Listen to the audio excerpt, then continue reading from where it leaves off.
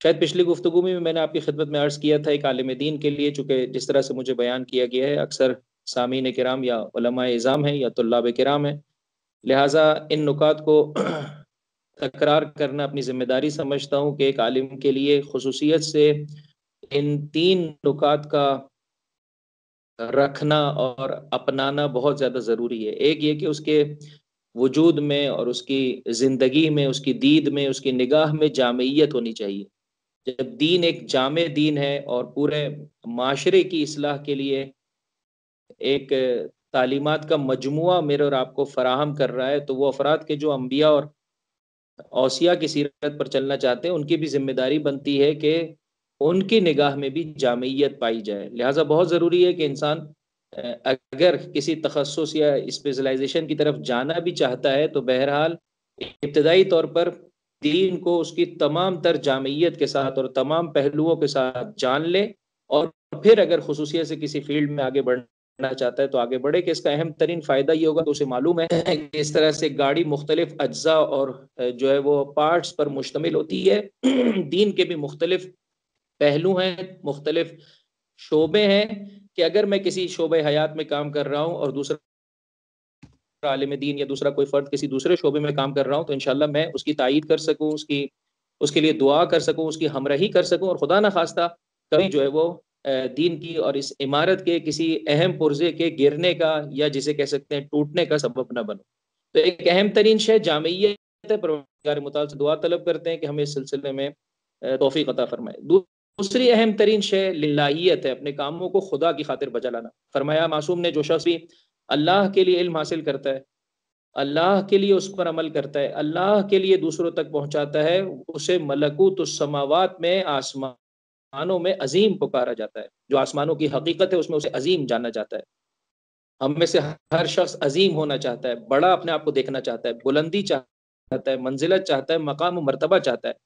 فرمایا اس کا راستہ یہ ہے کہ انسان جانے خدا کی خاطر، اس پر عمل کرے خدا کی خاطر، لوگوں تک پہنچائے خدا کی خاطر۔ بہرحال یہ امر آسان نہیں ہے، مشق اور تمرین اور پریکٹس چاہتا ہے کہ انسان اپنے کاموں میں للہیت اور خلوص کو بڑھاتا چلا جائے۔ درس اخلاق برپا کروں خدا کے لیے، درس اخلاق میں گفتگو کروں خدا کے لیے، درس اخلاق میں شرکت کروں خدا کے لیے۔ بہرحال یہ ایک ایسا امر ہے کہ جو مسلسل میرے اور آپ سے تمرین کا تقاضا مند ہے۔ انشاءاللہ پروردگار متعال ہمیں خالصتاً لوجہ اللہ، اس کی خوشنودگی کے لیے کاموں کو بجا لانے کی توفیق عطا فرمائے۔ تیسری ایک اہم ترین شے جو عالم دین میں ہونا ضروری ہے، وہ یہ ہے کہ فقط وہ جانتا نہ ہو، فقط اس کے پاس دین اور نگاہ نہ ہو، بلکہ اس کے مطابق اس کے پاس عمل بھی ہونا چاہیے۔ دین انسان سے اسی بات کا تقاضا کرتا ہے کہ اپنی زبان سے کمتر اور اپنے عمل سے بہتر طور پر اور زیادہ برجستہ طور پر جو ہے وہ لوگوں کو دین کی طرف بلائے۔ کونو دعاۃ الناس بغیر السنتکم، دیکھو اپنی زبانوں سے ہٹتے ہوئے لوگوں کو دین کی جانب بلاؤ۔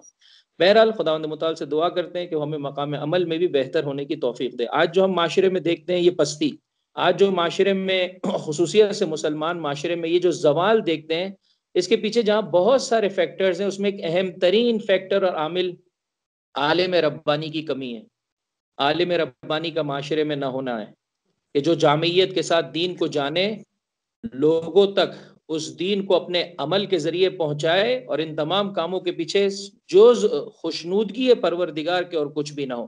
روایت میں ہے زلت العالم تفسد العوالم، اگر ایک عالم اگر پھسل جاتا ہے تو بہت سارے عالموں کو اور بہت سارے معاشروں کو جو ہے وہ کیا ہے گمراہ کر دیتا ہے۔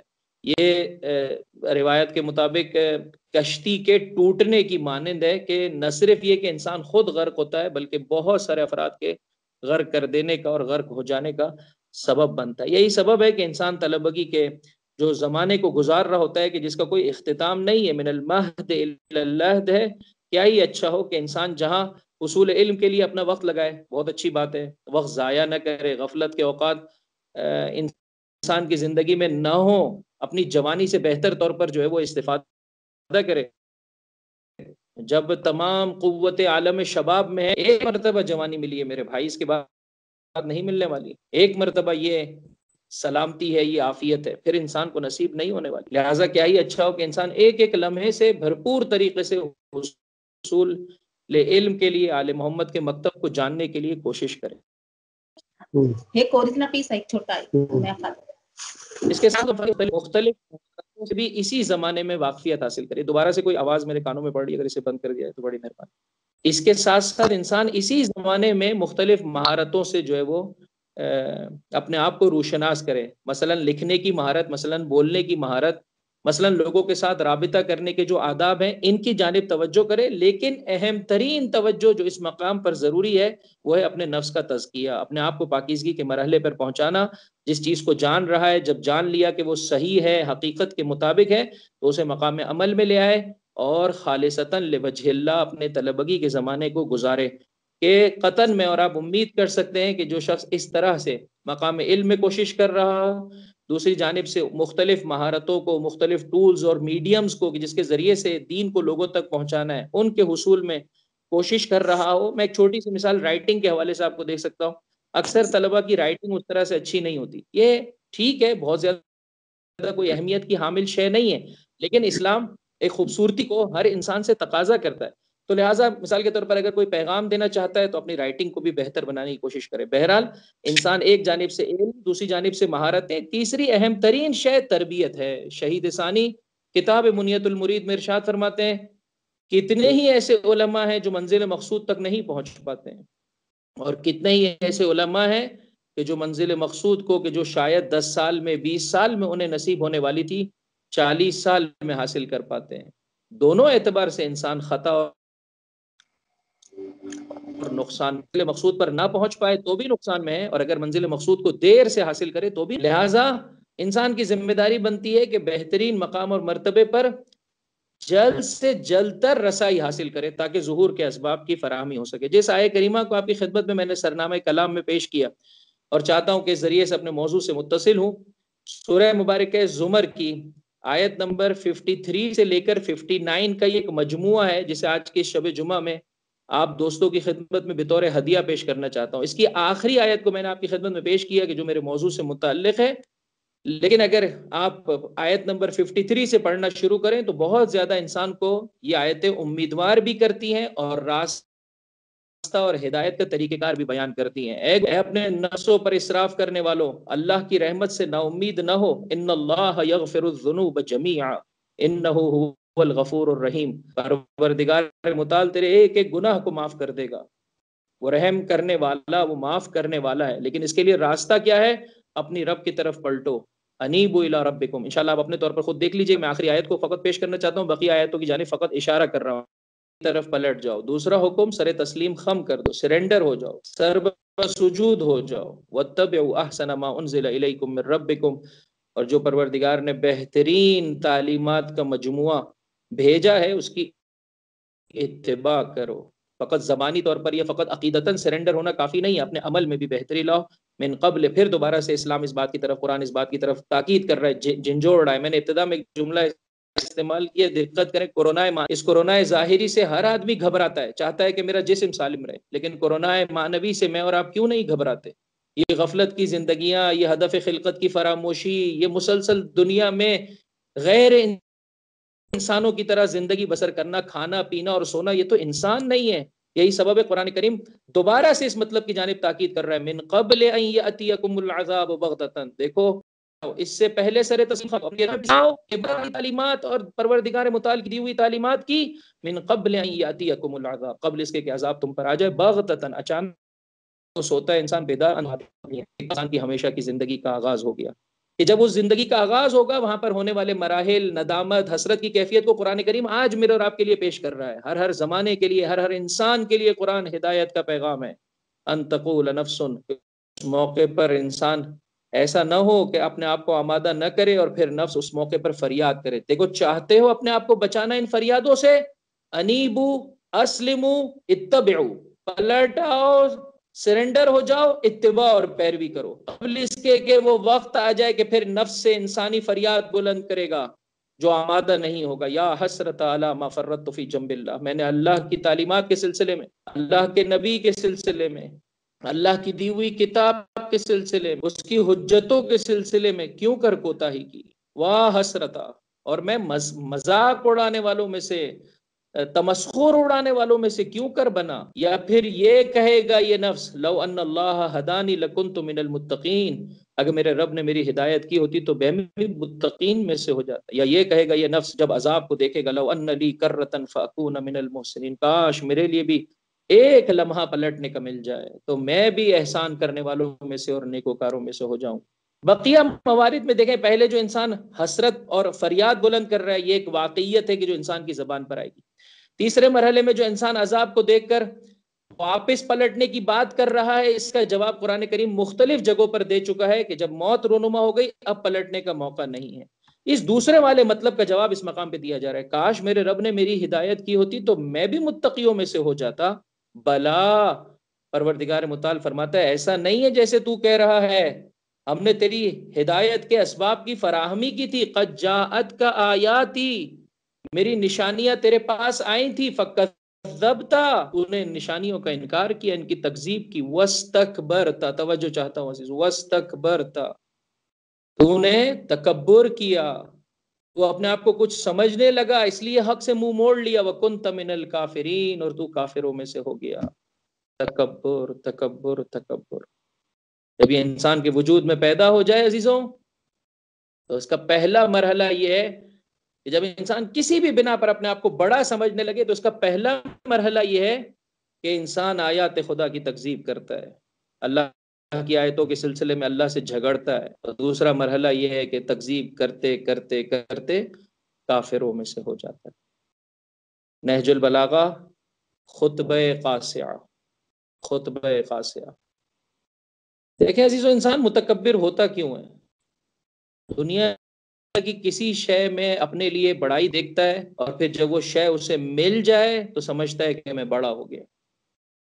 ایک جھوٹی بڑائی کا گھمنڈ اسے حق سے منہ مڑا دیتا ہے، حق کو دیکھنے کے باوجود بھی اس کا انکار کر دیتا ہے. کبھی یہ کیفیت چہرے کی خوبصورتی کے سبب سے ہوتی ہے، کبھی یہ کیفیت پیسے کے بڑھنے کے سبب سے ہوتی ہے، کبھی یہ کیفیت اولاد کے بڑھنے کے سبب سے ہوتی ہے، کبھی یہ کیفیت جوانی پر کے گھمنڈ پر ہوتی ہے کہ گھمنڈ کی وجہ سے اور جوانی کو مستی میں مبتلا ہونے کی وجہ سے ہوتی ہے. کبھی یہ کیفیت توجہ دنیا والے اس طرح سے تکبر، کبھی یہ کیفیت کسی سیٹ مقام اور مرتبے کے ملنے کے سبب سے ہوتی ہے. اور عزیزو توجہ کیجئے گا، میں اور آپ طالب علم ہیں، چاہتے ہیں طلبگی کی راہ میں قدم رکھیں، کبھی یہ کیفیت 4 اصطلاحات اور 4 علوم کو جاننے کے سبب سے آ جاتی. جس نے واقعی علم کو جانا اور اس پر عمل کیا، بقول امیر المؤمنین علی ابن ابی طالب علیہم الصلاۃ والسلام، عمل بھی کیا 6000 سال. خطبہ قاسیہ ظاہراً خطبے کا شمارہ ہے 192. مولا کچھ یوں ارشاد فرماتے ہیں عزیزو، واقعاً یہ کلمات ایسے ہیں کہ اگر تھوڑا سا عربی زبان سے شغف رکھتے ہیں تو انسان کے وجود کو جھنجھوڑ دیتے ہیں. مولا فرماتے ہیں فَاعْتَبِرُوا بِمَا كَانَ مِنْ فِعْلِ اللَّهِ بِإِبْلِيسَ، عبرت حاصل کرو، دیکھو اللہ نے ابلیس کے ساتھ اور شیطان کے ساتھ کیا سلوک. فَطَعَمَلَهُ الطَّوِيلُ وَجَهْدَهُ الْجَهِيدُ، جب اس کے بہت لمبے عمل کو اور اس کی بہت زیادہ کوششوں کو پروردگار متعال نے حبت کر لیا، ختم کر دیا. وَكَانَ قَدْ عَبَدَ اللَّهَ 6000 سنہ، 6000 سال اللہ کی عبادت کی. مقام علم ہوگا کہ جس کی وجہ سے یہ عبادت، جس کی وجہ سے ملائکہ کے ساتھ اسے قرار دیا جا رہا ہے. لا یدرا کہ مولا فرماتے یہ بھی نہیں معلوم امن سن الدنیا من سن الاخرہ، یہ بھی نہیں معلوم کہ یہ دنیا کے 6000 سال ہیں یا آخرت کے، کیونکہ دنیا کے سال تو نہیں 24 گھنٹوں پر مشتمل ہے، آخرت کے ایک ایک دن نہیں معلوم دنیا کے کتنے سالوں پر محیط ہے. مولا فرماتے ہیں 6000 سال کی عبادت عن کبر ساعت واحدہ، ایک لمحے کے تکبر سے 6000 سال کی عبادتیں چلی گئی. اللہ نے حبت کر لیا، عمل ضائع ہو گیا.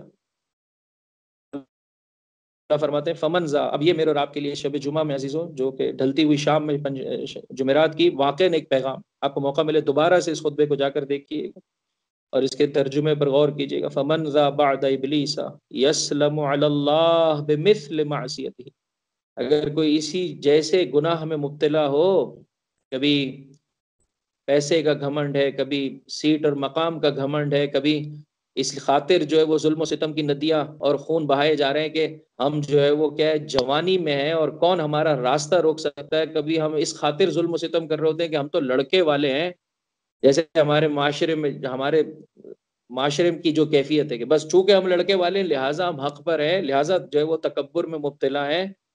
مولا فرماتے ہیں فمن ذا بعد ابلیس یسلم علی اللہ بمثل معصیتہ، جو اس گناہ کو بجا لائے وہ اللہ کے عذاب سے کیسے بچ سکتا ہے جب ابلیس نہ بچا اتنے علم و اتنی عبادت کے بعد؟ کلا، ایسا نہیں ہے۔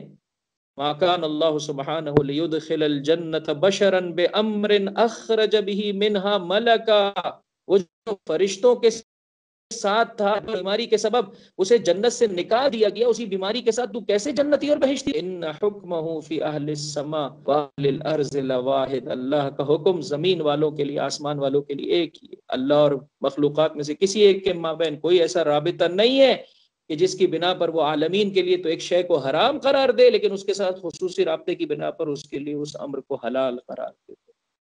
جیسے کہ میں نے پچھلی گفتگو میں بھی آپ کی خدمت میں عرض کیا تھا عزیزوں، بہرحال میرا وقت بہت تیزی سے گزر گیا اور میں شاید موضوع گفتگو کے فقط پہلے حصے کو ہی آپ کی خدمت میں پیش کر پاؤں گا، آفت علم تکبر۔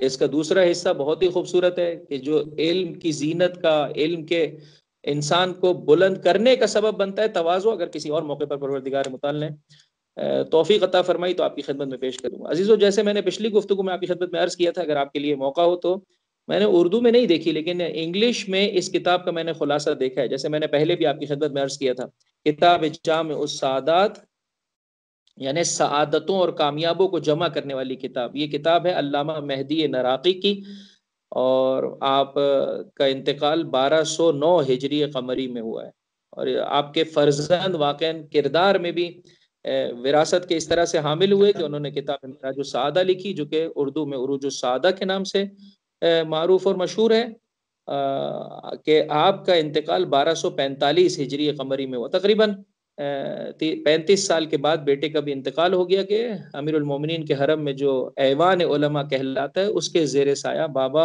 اور بیٹا دونوں کی ایک قبر مطہر ہے، اور بہرحال اس سلسلے میں انہوں نے بہت زیادہ کوششیں اور کاوشیں کی ہیں۔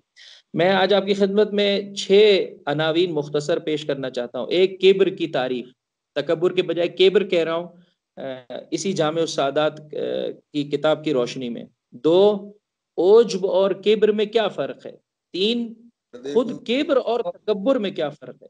4، تکبر کی علامتیں کیا ہیں، میں اگر دیکھنا چاہوں کہ میں اس اعتبار سے مریض ہوں یا نہیں تو کیسے جو ہے وہ اپنا جسے کہہ سکتے ہیں ایگزامن کروں، کیسے اپنے آپ کو چیک کروں، کیا علامتیں ہیں جو مجھے بتائیں گی۔ جیسے دنیا میں بہت ساری علامتیں اور جو ہے وہ سمٹمز ہیں کہ جو بتا دیتے ہیں کہ سر آپ کو جو ہے وہ خدا خواستہ فلاں بیماری ہو گئی، آپ اس وقت جو ہے وہ ڈائبٹیز کے مریض ہو چکے ہیں، آپ اس وقت جو ہے اللہ نہ کرے جو ہے وہ کینسر کا شکار ہو چکے ہیں۔ علامتیں ہیں جو اس مرض کی نشاندہی کرتی ہیں۔ بس چوتھا ٹاپک یہ کہ کبر کی علامتیں اور تکبر کی کیا کیا مثالیں ہیں۔ 5ویں حصے میں آیات اور روایات جو تکبر کی مذمت میں ہے، کہ ابتدا میں بہرحال اس کے سلسلے میں نے ذکر کر دیا، شاید اس کو اسکپ کر دوں گا۔ آخری اور چھٹی بات، تکبر کا علاج کیا ہے، کہ بہرحال دیکھیں پروردگار متعال اس سلسلے میں کتنی توفیق مجھے عطا کرتا ہے کہ میں اس موضوع کو آپ کی خدمت میں پیش کر سکوں۔ تکبر کی تعریف، فرمایا یہ وہ نفس میں پیدا ہونے والی بڑائی ہے، توجہ چاہتا ہوں، نفس میں پیدا ہونے والی بڑائی، انسان اپنے دل میں ایک بڑائی کو، ایک برتری کو، ایک بڑے پن کو احساس کرو، تو شاید برتری کا لفظ یہاں پر نہ استعمال کریں چونکہ آگے اس اعتبار سے ایک جملہ ہے کہ جس کی خاطر کہہ رہا ہوں، ایک بڑے پن کو، ایک عظمت کو اپنے وجود میں احساس کرے کہ یہ عظمت اس بات کا سبب بنے کہ انسان اپنے آپ کو دوسروں سے برتر دیکھے۔ توجہ کیجئے گا، اسی لیے میں نے کہا شروع میں لفظ برتری کو استعمال نہ کریں۔ کبر کی تعریف کیا ہے؟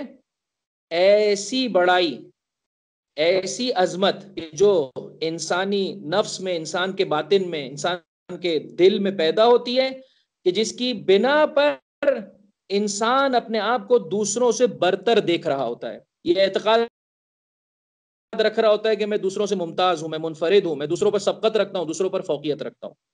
عربی میں آپ فرماتے ہیں کتاب جامع السعادات میں، ہوا عزت و تعظیم یوجب رؤیت النفس فوق الغیر، کہ یہیں سے دوسرے سوال کا جواب بھی بالکل واضح ہو جائے گا کہ عجب اور کبر میں کیا فرق ہے۔ فرمایا عجب، شاید یہ تعبیر اردو میں اس طرح سے استعمال نہیں ہوتی ہے، لیکن عجب کا اردو میں معنی ہے خود پسندی۔ فرق عجب اور کبر میں کیا ہے؟ کبر مشتمل ہے 2 چیزوں پر، ایک انسان اپنے وجود میں بڑائی کو، بڑے پن کو احساس کرے از اکول ٹو عجب. اپنے آپ کو عظیم دیکھے، اپنے آپ کو کسی مقام اور مرتبے پر دیکھے، اس کو کہا جاتا ہے عجب. اور اگر یہ عجب اس بات کا سبب بنے کہ فوراً یہ کیفیت بھی انسان کے اندر پیدا ہوتی ہے کہ جیسے ہی اپنے آپ کو بڑا دیکھتا ہے، اب جب دوسروں کی نسبت سے آتا ہے تو کہتا ہے میں اس سے برتر ہوں، میں اس سے بہتر ہوں، میں اس سے آگے ہوں. یہ دونوں آپس میں جو ہے وہ کیا ہے، جڑی ہوئی ہیں. ہاں اگر پہلی کیفیت فقط انسان اس کیفیت کو مد نظر رکھے، اسے عجب سے تعبیر کیا جاتا ہے. اور علماء اخلاق نے، آپ کتابیں اخلاق کو اگر اٹھا کر دیکھیں آپ اخلاق کی کتابوں کو، تو دونوں مرض کو علیحدہ علیحدہ ڈسکس کیا ہے. اسے جو ہے وہ جو انسان مجموعہ ہے مختلف قوتوں کا، قوہ غضبیہ کے جو رذائل ہیں، قوہ غضبیہ کے نسبت سے جو نقائص انسان کے وجود میں پیدا ہو جاتے ہیں، وہاں پر عجب کا بھی ذکر کیا ہے، تکبر کا بھی ذکر کیا ہے. بیٹھے بیٹھے انسان دوسرے کی نسبت کو چھوڑتے ہوئے فقط تنہائی میں اپنے آپ کو کچھ سمجھنے لگے، اپنے آپ کو عظیم دیکھنے لگے، کیا بات ہے میری، میں کس مقام پر ہوں، اس کو عجب سے تعبیر کیا جاتا ہے. جب یہی کیفیت دوسرے کی نسبت سے انسان جو ہے وہ کمپیریزن میں دیکھے تو اس کو تکبر، اس کو کبر سے تعبیر کیا جاتا ہے. بس پہلے سوال کا جواب کبر کی تعریف آپ کی خدمت میں پیش کر دی. دوسرے سوال کا جواب عجب اور کبر میں کیا فرق ہے اسے بھی بیان کر دیا. علامہ نراقی اس مقام پہ اس سوال کا بھی جواب دیتے ہیں کہ کبر اور تکبر میں کیا فرق ہے. فرمایا کبر، جیسے کہ پچھلی گفتگو میں آپ کی خدمت میں عرض کیا تھا، اخلاق نام ہے دل انسان، باطن انسان میں پیوست ہو جانے والی صفات کا. فرمایا کبر نام ہے اس صفت کا کہ جو انسان کے وجود میں آ جاتی ہے، جس کی بنا پر انسان اپنے آپ کو بڑا دیکھتا ہے، دوسروں سے برتر دیکھتا ہے. تکبر نام ہے اس کبر کے مرض کے ان آثار کا کہ جو انسان کی زبان سے اور انسان کے افعال میں جو ہے وہ کیا ہے، جاری و ساری ہوتے ہیں. اقوال و افعال میں آنے والی علامتوں کو تکبر کہا جاتا ہے. یعنی جب اس کبر کو انسان اپنی زبان سے یا اپنے اعمال سے ظاہر کرتا ہے، اسے تکبر کا نام دیا جاتا ہے. چوتھے سوال پر دقت کیجئے گا، علامت کبر کیا ہے؟ میں کیسے میں جان سکوں کہ میں کبر میں مبتلا ہوں یا نہیں؟ اور یقین جانیے واقعا انسان کے رونگٹے کھڑے ہو جاتے ہیں. واقعا انسان جس قدر خدا کی بارگاہ میں فریاد بلند کرے، پروردگار سے مناجات کرے، پروردگار کہیں ایسا نہ ہو میں مریض ہوں اور اپنے آپ کو سالم احساس کروں، اپنے آپ کو تندرست احساس کروں. پروردگار ایسا نہ ہو کہ میں اپنے مرض کی نشاندہی کروں. اب جب کہ تو نے طلب قدم رکھنے والوں میں سے قرار دیا ہے، میرے مولا ہے، میرے آقا، مجھے خالی ہاتھ واپس نہ پلٹا. تجھے اس ڈھلتی ہوئی شام کا، تجھے شب جمعہ کا واسطہ، اگر اس مرض میں اور دیگر جتنے بھی اخلاق مرض ہیں خدا نہ خواستہ میں اسے مبتلا ہوں، مجھے نشاندہی کر دے، میرے لیے مرض کو روشن کر دے، اور اس کے علاج کرنے والوں میں سے، اپنی روح کو تندرستی دینے والوں میں سے قرار دے. تکبر کی مثالیں یا کبر کی علامتیں عزیزو: ایک، ایسا انسان چونکہ اپنے آپ کو دوسروں سے برتر اور مافوق سمجھ رہا ہوتا ہے، ان کے ساتھ بیٹھنا، ان کے ساتھ دوستی، ان کے ساتھ جیسے کہہ سکتے ہیں مختلف ٹاپکس پر جو ہے وہ کیا ہے، انس و محبت کے ساتھ بات چیت کرنا، ان کے ساتھ کھانا کھانا، ان تمام امور سے پرہیز کرتا ہے. کیوں؟ اس لیے کہ اپنے آپ کو برتر سمجھ رہا ہوتا ہے. کہتا ہے بھائی میرے لیے علیحدہ سے سفرہ لگایا جائے. آٹھویں امام، امام علی ابن موسیٰ الرضا علیہ الصلوۃ والسلام، شخص یہ کہتا ہے کہ میں جب آپ کی خدمت میں پہنچا تو آپ کے جو نوکر چاکر تھے، آپ کے غلام تھے، وہ ایک ہی سفرے پر آپ کے ساتھ بیٹھ کر کھانا کھا رہے تھے. اب یہ شخص آگے بڑھا اور آگے بڑھ کے کہنے لگا کیا ہی اچھا ہوتا کہ ان کا سفرہ علیحدہ ہوتا. اب دیکھیے امام کا جواب، کس طرح سے کبر کو توڑا جا رہا ہے. امام کا جواب، فرمایا ساکت ہو جاؤ، ان الرب تبارک و تعالی واحد، رب ایک ہے، ماں ایک ہے، باپ ایک ہے، جزا اعمال کے سبب سے. کیا فرق ہے میرے اور ان کے مابین؟ ظاہری اعتبار سے اسٹیٹس فرق کرتا ہے، پروردگار نے ظاہری اعتبار سے کسی کو بالاتر کسی کو کمتر قرار دیا، لیکن اس ذریعے سے امتحان لیا. واقعی انسان تھوڑی عظیم ہو جاتا ہے پیسے کے آنے سے، چہرے کی خوبصورتی سے، لڑکے والے ہونے سے، کوئی سیٹ اور مقام و مرتبہ ملنے سے. آپ مدیر ہو گئے، آپ کسی مقام کے پرنسپل ہو گئے تو کیا آپ برتر ہو گئے؟ نہیں میرے بھائی، اس سے کچھ بھی نہیں ہوتا ہے. فرمایا ایک علامت یہ، اس کو دوسروں کے ساتھ بیٹھنا، دوسروں سے دوستی، ان کے ساتھ انس و محبت، ان کے ساتھ کھانا، اس کو اچھا نہیں لگتا ہے. نتیجتاً دوسروں کو اپنے سے دور کر رہا ہوتا ہے. اور اگر کوئی آ کر اس کے پاس بیٹھ جائے، یہ مختلف علامتیں میں بہت تیزی سے آپ کی خدمت میں پیش کر رہا ہوں کتاب جامع السعادات ہی کی روشنی میں. اگر کوئی اس کے ساتھ آ کر بیٹھ بھی جائے تو یہ منع کرتا ہے، اپنے جو ہے وہ کپڑے سمیٹ لیتا ہے. یاد کیجیے اس واقعے کو کہ جب اللہ کے رسول کے پاس ایک غریب شخص آیا اور کسی امیر کے برابر میں جا بیٹھا. جب اس نے اپنے لباس جو ہے وہ سمیٹنے کی کوشش کی تو وہ جو کہ رحمت للعالمین ہے، کتنے غضبناک ہوئے. یہ کیا تکبر ہے؟ کیا تیری ثروت اس کے پاس چلی جائے گی؟ آقا نہیں. کیا اس کی غربت تجھے لگ جائے گی؟ آقا نہیں. پھر کیوں کر یہ کام کیا؟ چاہنے والا تھا، جھک گیا، اقرار کیا آقا مجھ سے غلطی ہو گئی، شیطان نے مجھے بہکا دیا، اور اپنی توبہ کے لیے کہنے لگا میں اپنی آدھی دولت اس غریب کو دینا چاہتا ہوں. یہ اس کا مقام ہے کہ اس نے کتنے خوبصورت طریقے سے توبہ کی. وہ اس غریب کا مقام و مرتبہ ہے کہ جس نے کس خوبصورت طریقے سے راہ ہدایت میں قدم آگے بڑھائے اور کہا آقا مجھے ایسا پیسہ نہیں چاہیے کہ جو مجھے شیطان کے وسوسے کا شکار کر دے، جو مجھے شیطان کے وسوسے کا شکار کر دے. ایک اور علامت کبر کی اور تکبر کا اظہار کہ یہ ایسا فرد ہوتا ہے جو دوسروں کو سلام نہیں کرتا، چاہتا ہے کہ لوگ اسے سلام کریں. نعوذ باللہ من شرور انفسنا، لوگ اسے سلام کریں. اس کی توقع ہوتی ہے کہ لوگ اس کے لیے کھڑے ہو جائیں. عزیزو یہ وہ مثالیں ہیں کہ جو انسان بسا اوقات اپنی نگاہوں کے سامنے دیکھتا ہے. یہ اس خاطر فقط ناراضگی کا اظہار کیا جا رہا ہے کہ لوگوں نے میرا احترام کیوں نہیں کیا، لوگ میرے استقبال کے لیے کھڑے کیوں نہیں ہوئے. یہ عزیزوں بہرحال اس مرض کی وہ علامتیں ہیں کہ جو انسان کے کردار میں اگر نظر آ رہی ہو تو انسان کو اس کے علاج کے لیے فوراً اقدام کرنا چاہیے، فوراً اقدام کرنا چاہیے. فرمایا ایک اور علامت کبر کی یہ ہے کہ نصیحت اسے اچھی نہیں لگتی، فوراً جو ہے وہ نصیحت کو بند کر دے گا. ٹیلی ویژن پر جو ہے وہ نہیں معلوم رقص و سرور سے لے کر گناہوں میں مبتلا ایک تعداد، حتیٰ مباح کام میں، مثال کے طور پر فلاں میچ دیکھ رہے ہیں 24 گھنٹے، مثال کے طور پر بڑا ٹائم جو ہے وہ اس کے لیے چلا گیا، کوئی بات، لیکن ذرا یہاں پر کوئی نصیحت کی بات کرے 10 منٹ بھی انسان سے نہیں سنا جاتا. ایک اہم ترین علامت کبر کی ہے، نصیحت نہیں سن سکتا ہے، بلکہ اگر کوئی اسے نصیحت کر دے تو سرزنش کرے گا. مخصوصاً علماء کرام طلاب اعظام اس سلسلے میں دقت کریں اور غور و فکر کریں. اگر کوئی آ کر کوئی سوال کر لے، کل کا بچہ ہم سے پوچھے گا، کسی بھی حوالے سے کوئی سوال کر لے، یہ اس طرح کے جوابات خلاصہ خطرناک ہیں کہ انسان طرف سامنے والے کی رہنمائی اور نصیحت کرنے پر اس کی سرزنش کر دے. محفلوں میں، راستوں میں، ہر جگہ اسے وی آئی پی سروس چاہیے. اسٹیج کے علاوہ یہ بیٹھ نہیں سکتا ہے. گاڑی جو ہے وہ کیا ہے، خاص راستے سے اس کے لیے جو ہے وہ فراہم کی جائے. بات چیت جب لوگوں سے کرے گا تو جن نسبت سے اپنے آپ کو مافوق سمجھ رہا ہوتا ہے، آپ نے دیکھا بھی ہوگا عزیزوں، پروردگار ہماری حفاظت کرے. بہرحال پیسے والے کا نام شاید تقریر میں کتنی مرتبہ زبان پر آ جاتا ہے، وہ غریب کا نام ایک مرتبہ بھی نہیں آتا ہے. تو لہذا جن سے اپنے آپ کو برتر دیکھ رہا ہوتا ہے، بات چیت میں ان کی جانب دیکھے گا نہیں، ان کا ذکر نہیں کرے گا. اللہ کے رسول نگاہ بھی جو ہے وہ مساوی تقسیم کیا کرتے تھے، یعنی جتنے افراد سامنے بیٹھے اس طرف مساوی طور پر جو ہے وہ نگاہ فرمایا کرتے تھے. بہرحال چلنے کا اس کا انداز بدل جاتا ہے، لباس اس کا زمین پر جو ہے وہ گھسیٹتا چلا جاتا ہے، اور اس ذریعے ہے کہ لوگوں کو یہ بتائے کہ میں بڑا ہوں اور تم سب کے سب حقیر اور جو ہے وہ کیا ہے، کمتر ہو. کہ بہرحال پروردگار متعال سے سلسلے میں دعا کرتے ہیں. آیات میں نے آپ کی خدمت میں پیش کر دی عزیزوں. ایک روایت میں آپ کی خدمت میں ابھی پیش کرنا چاہتا ہوں، اور ایک جیسے سرنامہ کلام میں پڑھا ہے اسے انشاءاللہ بطور علاج تکبر کے انشاءاللہ آپ کی خدمت میں پیش کر دیجیے گا. توجہ کیجیے گا عزیزوں. امام معصوم ارشاد فرماتے ہیں لا يدخل الجنہ، اللہ کے رسول صلی اللہ علیہ وسلم سے بھی روایت ہے لا يدخل الجنہ من کان فی قلبہ مثقال حبۃ من خردل من کبر. جنت میں داخل نہیں ہو سکتا جس کے دل میں رائی کے دانے کے برابر تکبر پایا جاتا، وہ جنت میں داخل نہیں ہو سکتا. اگر لفظوں میں اس سے زیادہ طاقت ہوتی تو اللہ کے رسول اور اہل بیت کے کلام میں بتا دیا جاتا. فرمایا رائی کا دانہ کتنا مختصر ہے، اس کے برابر بھی اگر کسی کے وجود میں تکبر پایا جاتا ہے وہ جنت میں نہیں داخل ہوگا.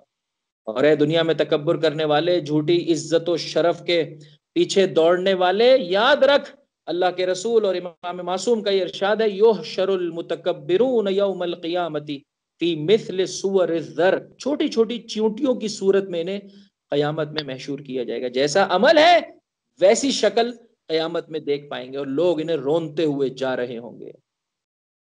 اور مولانا صاحب ہم عظمت چاہتے ہیں، ہم بڑائی چاہتے ہیں، یہ کیفیت پروردگار نے ہمارے وجود میں رکھی ہے. ہم اپنے آپ کو بڑا دیکھنا چاہتے ہیں، اپنے آپ کو بڑا دیکھنا چاہتے ہو، واقعی عزت چاہتے ہو، واقعی افتخار چاہتے ہو، وہ جو اس کائنات میں سب سے بڑا ہے اس سے اپنے رابطے کو مستحکم کر لو. یہی سبب ہے امیر المومنین. آ گیا عزیزوں میں آخری سوال کے جواب پر، میرا وقت بھی مکمل ہوا. چاہتا ہے علاج تکبر، علاج تکبر. امیر المومنین فرماتے ہیں عزت چاہتا ہے، افتخار چاہتا ہے، اپنا رابطہ وہ کہ جو عظمت اور بڑائی جس کو زیبا ہے اپنا رابطہ اس سے جوڑ دے، پروردگار تجھے واقعی عظمت عطا کر دے گا، تجھے واقعی بڑائی عطا کر دے گا۔ اس پیسے میں، اس سیٹ میں، اس مقام میں، ان چند اصطلاحات میں بڑائی نہیں ہے، خدا کے مطابق دنیا کی ان چیزوں کے استعمال کے سبب سے انسان کو بڑائی نصیب ہو جاتی ہے۔ آج تو عبودیت پروردگار کی راہ میں قدم آگے بڑھا دے۔ کفا بی عزا ان اکون لک عبدا وکفا بی فخرا ان تکون لی ربا۔ پروردگار علی کی عزت کے لیے سب کچھ ہے کہ علی تیرا بندہ ہے، اور اس سے بڑھ کر علی کا افتخار کیا ہوگا کہ تو علی کا رب ہے، تو ویسا ہی ہے جیسے علی نے چاہا تھا، علی کو ویسے بنا دے جیسے تو چاہتا ہے۔ آئیے عزیزو، اپنے مولا سے اس شب جمعہ میں ہم کچھ یوں گویا ہو سکتے ہیں، آقا ہماری عزت کے لیے سب کچھ ہے کہ ہم مکتب اہل بیت کے ماننے والے اور چاہنے والے ہیں، اور اس سے بڑھ کر ہمارا افتخار کیا ہوگا کہ ہمارا مولا علی ہے، امیر المؤمنین ہے۔ آپ تو ویسے ہی ہیں جیسے ہم نے چاہا تھا، ہمیں بھی ویسا بنا دیں جیسا آپ چاہتے ہیں۔ تکبر کا علاج عزیزوں، اہم ترین علاج، انسان اپنی حقیقت کو اپنی نگاہوں کے سامنے رکھے۔ عملاً عزیزوں، نہ کہ کوئی سبب بنے، کوئی رشتہ داروں میں انتقال ہو گیا تو انسان قبرستان جائے، نہیں میرے بھائی، عملاً اگر چاہتا ہے اپنی زندگی کو اخلاقی برائیوں سے بچانا، قبرستان انسان کا شیبہ ہونا چاہیے۔ تنہائی میں جائے، کبھی اپنے بچوں کو ساتھ لے جائے اور بیان کرے، جس طرح سے میرا ساتواں امام بیان کرتا تھا، قبرستان میں کھڑے ہو کر اور قبر کو دیکھ کر کہ وہ زندگی، دنیاوی زندگی کی طرف اشارہ کرتے ہوئے، وہ زندگی جس کا اختتام یہ ہے، حق رکھتی ہے ایسی زندگی کہ انسان اس میں رغبت نہ رکھے، اور وہ زندگی اشارہ ہے آخرت کی زندگی کی طرف کہ جس کا آغاز یہ قبر ہے، حق رکھتی ہے وہ زندگی کہ انسان اس کی نسبت سے متوجہ ہو جائے اور اپنی دنیا ویسے بسر کرے کہ اس کی آخرت سجتی چلی جائے۔ مومن دنیا بناتا ہے عزیزوں، لیکن در واقع اپنی آخرت کو سجا رہا ہوتا ہے۔ اہم ترین علاج تکبر یہ ہے کہ انسان یہ دیکھ لے کہ اس چیز کے سبب سے اپنے آپ کو بڑا دیکھ رہا ہوں، اس چیز کی کیا حقیقت ہے، میری خود کی کیا حقیقت ہے۔ بس عزیزو، میں نے ختم کیا کلمات قصار سے 3 اہم ترین پیغام۔ نہج البلاغہ جو مختصر کلمات کا حصہ ہے، وہاں سے میں 3 پیغام آپ کے لیے لے کر آیا ہوں عزیزو۔ ما لابن آدم والفخر، جسے سرنامہ کلام میں نے آپ کی خدمت میں پیش کیا۔ مولا فرماتے ہیں، اے آدم کی اولادوں، تجھے فخر کے ساتھ کیا سروکار، کیا رابطہ ہے تیرا جھوٹے تکبر پر، جھوٹے غرور اور گھمنڈ پر۔ اے ابن آدم، تھوڑی سی اپنی حقیقت کو دیکھ، اولہ نطفہ، تو ایک نجس قطرہ تھا، وآخرہ جیفا، آخر میں مردار ہو جانے والا ہے۔ لا یرزق نفسہ، تیرے میں اتنی طاقت نہیں ہے کہ تو اپنے آپ کو کھلا سکے، کوشش کرتا ہے لیکن اگر رب امتحان لینا چاہے تو کس قدر سختی میں آ جاتا ہے۔ ولا یدفع حتفا، تو اپنی موت اپنے سے روک نہیں سکتا، ہمیشہ ہمیشہ نہیں جی سکتا۔ اسی مطلب کو دوسرے ایک جگہ پر کلمات قصار میں مولا کچھ یوں ارشاد فرماتے ہیں، عجبت للمتکبر الذی کان بالامس نطفہ ویکون غدا جیفا۔ آپ دیکھتے ہیں نا، جب کسی غریب کو کوئی صاحب ثروت بھی نہیں ہے، کوئی صاحب مقام بھی نہیں ہے، پھر اگر وہ اکڑ رہا ہو تو انسان اس سے کہتا ہے بھائی اکڑنے کے لیے کچھ تو ہو، بھائی کوئی کلف کاٹن کا لباس ہو، پھر اکڑنا سمجھ میں بھی آتا ہے۔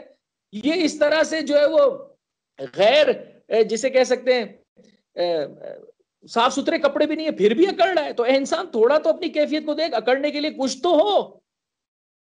تعجب ہوتا ہے علی ابن ابی طالب کو اس متکبر پر کہ جو کل کے دن میں ایک نجس قطرہ تھا اور آنے والے دن میں مردار ہے، اور پھر تکبر کر رہا ہے، پھر گھمنڈ کر رہا ہے۔ اور اس حصے پر بھی غور کیجئے گا عزیزو، بہت خوبصورت ہے۔ فرمایا مسکین ابن آدم، آدم کی اولاد کس قدر بیچارہ ہے، یہ فرزند آدم کس قدر مسکین ہے، کس قدر بے سہارا ہے، مکتوم الاجل، نہیں معلوم کب موت کا فرشتہ اسے آ کر لے جائے گا، مکنون العلل، دیکھ لیے ظاہری کورونا نے کیا کیا ہوا ہے، لوگوں کو سمجھ میں نہیں آتا ہے بیماری آتی کیسے، لگتے کیسے، مکنون العلل، پوشیدہ بیماریاں اسے لگ جاتی ہیں، محفوظ العمل، جو کچھ کر رہا ہے ذرہ ذرہ لکھا جا رہا ہے۔ تو اب توجہ کیجئے گا، یہ بہت خوبصورت جملہ ہے، تؤلمہ البقہ، ایک کھٹمل اگر اللہ کی اجازت سے یہ طے کر لے کہ انسان کو ستانا ہے، یہ انسان ساری قدرت کے باوجود اس کا کچھ نہیں بگاڑ سکتا ہے، اور کس طرح سے وہ اسے اذیت دے رہا ہوتا ہے۔ تقتلہ الشرقہ، پانی کا ایک گھونٹ اس کے گلے میں پھنس جائے تو وہ گھونٹ جو ہے وہ اس کے قتل کا باعث بن جاتا ہے، انسان کی موت کا باعث بن جاتا ہے۔ وَتُنَتِّنُهُ الْأَرْقَى، پسینہ جو ہے وہ اسے بدبودار بنا دیتا ہے۔ ایسا انسان حق رکھتا ہے کہ تکبر کرے؟